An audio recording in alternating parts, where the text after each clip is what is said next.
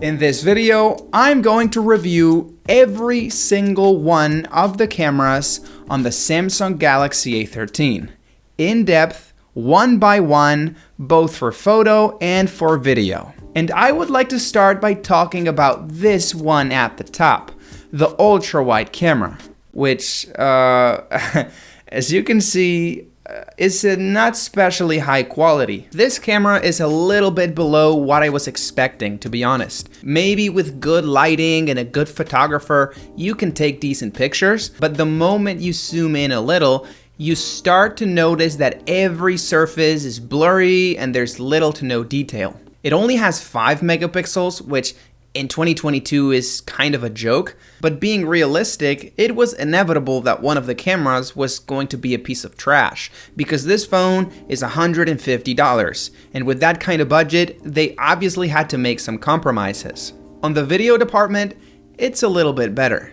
Ultra-wide cameras tend to have very good image stabilization, which means videos don't look wobbly when you move the phone, so if you are in an agitated environment, and you want to take a video, this is probably the camera you have to use. Moving on, of course, we have the main lens, which is supposed to be the best one in the phone, and I am very impressed. It not only looks a lot better than the ultra-wide, but it looks in general a lot better than it should.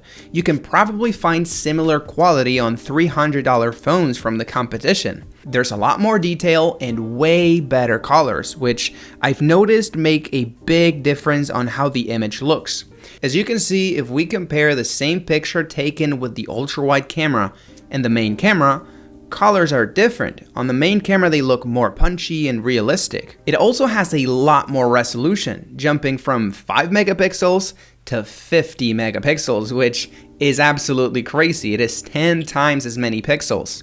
And of course, when you zoom in, you immediately notice there's a lot more detail in the pictures. And to top all of these off, as the cream of the crop, it also has a way bigger sensor, which will let you take good photos even if the lighting conditions are not perfect.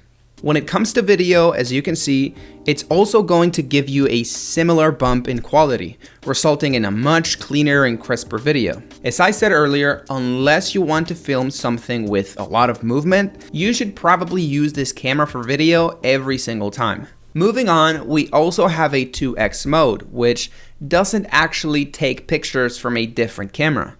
These photos are the main camera photos you saw earlier, but with a small zoom applied by the phone before you take the picture. So yeah, this means that the 2x photos are going to look almost identical to the 1x photos from the main camera, although you're probably going to lose some detail caused by the electronic zoom.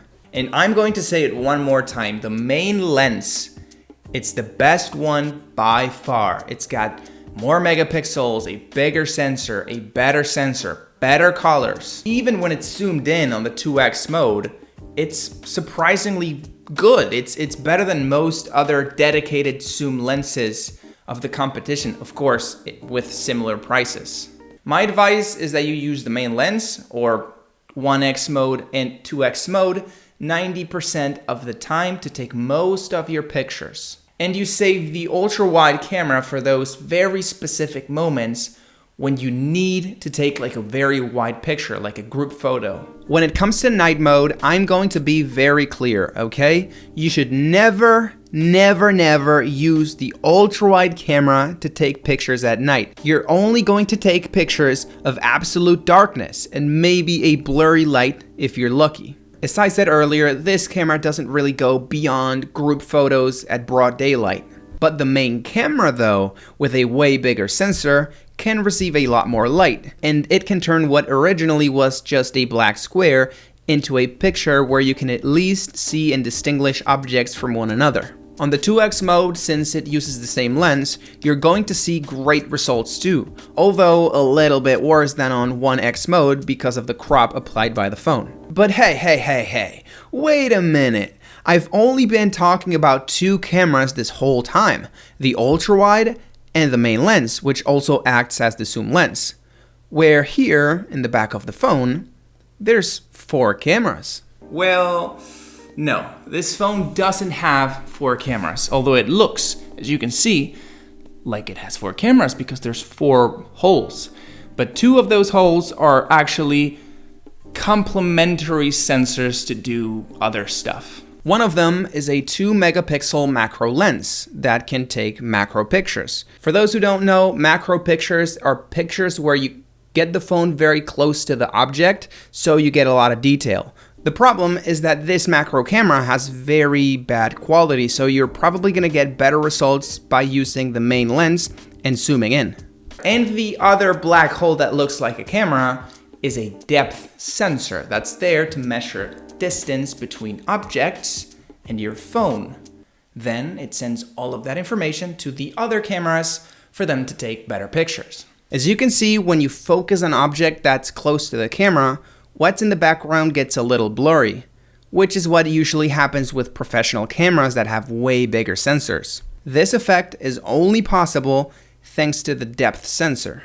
And of course, yes, as I said at the beginning of the video, we also have to talk about selfies. I think the overall quality is fine. There's not crazy detail, but lighting is okay and it's 8 megapixels. I actually think the selfie camera is an overall better camera than the ultrawide. I guess because there's a lot of people making TikToks nowadays, so even on budget phones, we're starting to see decent selfie cameras.